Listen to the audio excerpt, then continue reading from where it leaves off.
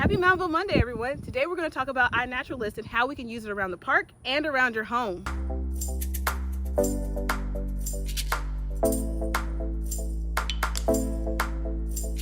Hey everybody, I'm Dr. John Friel, Director of the Alabama Museum of Natural History, and I'm here today at Moundville Archaeological Park. And I'm going to tell you a little bit about iNaturalist. iNaturalist is both an online platform and a mobile app in which anyone can submit nature observations. And through this application and platform, you can both identify unknown species you might encounter, document for the first time what's in your own backyard. So there's something for everybody here, and I'm going to give you a little tutorial today on how you can use iNaturalist to kind of begin your exploration of this beautiful park and any other area you want to explore using the application. So I see this really beautiful plant next to you. I don't really know what it is, so can you show me how to use iNaturalist to identify this plant? Sure. The first thing you have to do is go to iNaturalist.org and download or actually you can register for an account, and then you can go, depending on whether you have an Apple device, you can download from the Apple Store or the Android store equivalent, the iNaturalist app. And once you have that and are registered on your phone, you may have to set some permissions first to allow your phone to share images as well as the latitude and longitude, the geo-reference data. And once those permissions are set up, then you can take the application and you can come up to this. Let me pull up iNaturalist on my phone here. Let's see. There it is in my home nature. I'm going to make an observation and click on the camera button. You can sometimes already take pictures that you may have already taken, but in this case I'm going to take a new one. So let me find a nice picture of this flower. Try to get in focus. Again, you can take multiple pictures. Try to take one, and when you're satisfied with it, you may take a couple. Let me take a different one here. Retake it. Let me get a couple in here actually. Step back a little bit.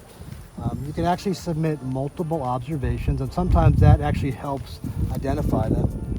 Let's say we're going to use the photo now. When we click that, I actually know what this is. This is actually crossvine. It's one of our native begonias that is blooming this time of year. Beautiful native flower. And if you didn't, you could click on the view suggestions.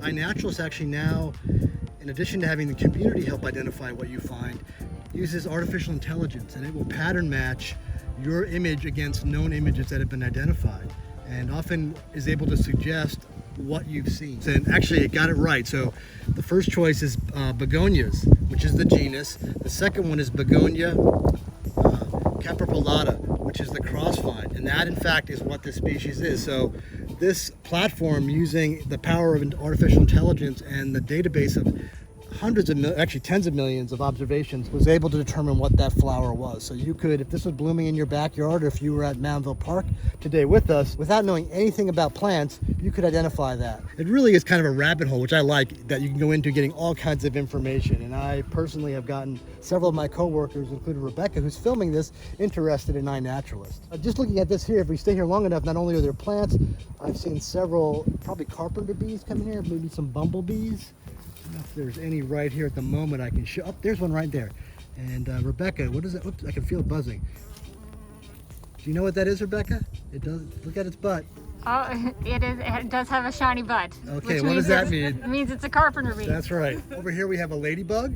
So what I find fascinating is when you stop literally to smell the roses, or in this case the begonia, you sometimes can see all kinds of things going on here. There is a carpenter bee here who is collecting pollen and pollinating. There's a ladybug here probably looking for a mate or possibly some aphids to eat. This is a great way to start. It's springtime, because things are flowering. Flowers are relatively easy to identify.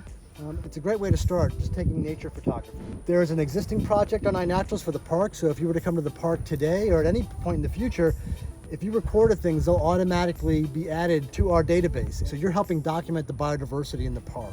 A lot of you know there's plants, animals, there's birds. So it's a great place to come out here. You may come from the mounds and the archaeological museum, but it's a beautiful natural area. Thank you for watching. Please like and subscribe. And if you like my t-shirt, you can get it here at the museum's Not at Bird gift shop. Can't wait to see you at the park.